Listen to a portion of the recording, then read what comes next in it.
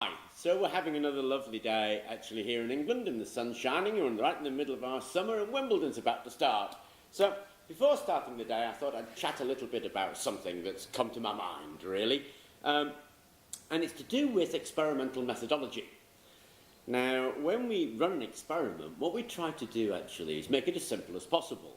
And there are good reasons for this. If you make an experiment simple, chances are you can make it work. If you make it more complex, the chances are you're just going to make it not work. Simpler is usually better. It has a better chance of actually working. If you come up with something, it has a better chance of actually getting into production. The more you complicate something, the more likely it is to fail. If you can get something to work that's really, really complicated and takes an awful lot of tweaking to get it to work, it's highly unlikely to work in a real-world application where you just can't control everything.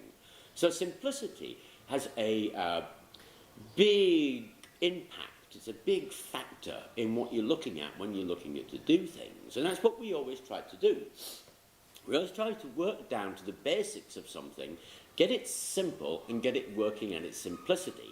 Complexity comes later. Once you've got it working simply, well, you can tidy it up, you can make it more complex, you can do other things with it. Now, the reason this came to mind is with the concrete. You have to ask yourself, what is it we're trying to do? What's the objective of the concrete? Now, the objective of the concrete is to use a very simple method to get an improvement in strength. Finished. There's no point in doing more and more and more. I almost invariably find this, that when I do something, what happens is I get a tranche of comments of people saying, oh, try adding this, oh, add this, oh, you could add this and this and this. And although they're good ideas, and I don't want to drag those ideas down, it misses the point of what I'm doing. The point of what I'm doing is not to add something to make it more complex, it's to cut it back to its bare bones simplicity and make that work. If you can make the bare bones simplicity work, you can make a product that's cheap, a product that's likely to get used, made. If you add complexity straight away, you take a lot of time doing that when you can't iron out the wrinkles of the simplicity. And you need to iron out the wrinkles of the simplicity, not add more and more complexity. Now, the graphene in sand also comes to mind here. What we're looking at by putting graphene on sand is to make unusable sand usable.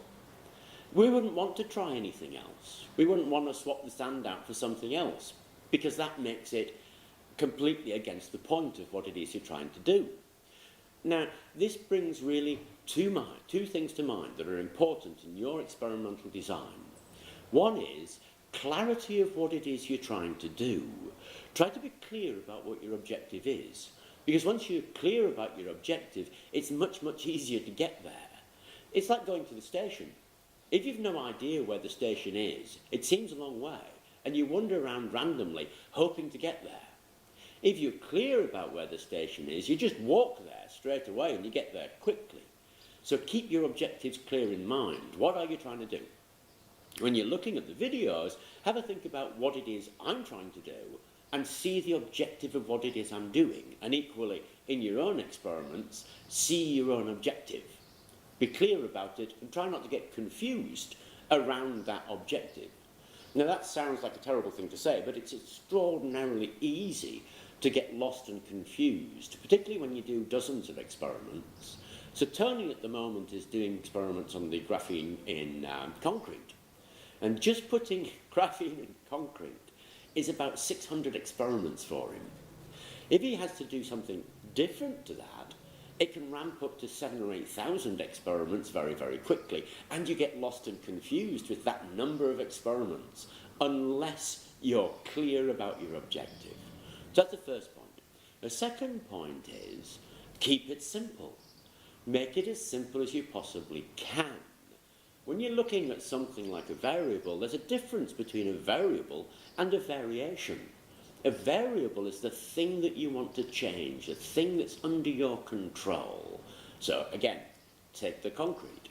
If we're making up concrete, one variable would be time, setting time. It's obvious that has an impact. We can control that and we can have a look at that and see what effect that has. But we need to change only one variable at a time in each experiment. Otherwise we'll get confused about what we've done and we won't know what is responsible for the change. So just to really hammer home this, guys, when looking at the videos or looking at your own experiments, get the objective so you're clear about it. When you're making suggestions, don't add complexity. It doesn't add anything. Try to get to the core and look at the simplicity. And then in your own experiments, try to repeat that. I thought I'd mention this because people have been asking lots of questions, making lots of suggestions, which is well appreciated, but unfortunately rather off the point and adding complexity where it's unnecessary. And it occurred to me that they may be doing that in their own experiments, and it might be worth taking a moment to talk about it. Anyway, I hope you enjoyed it, and thank you very much for watching.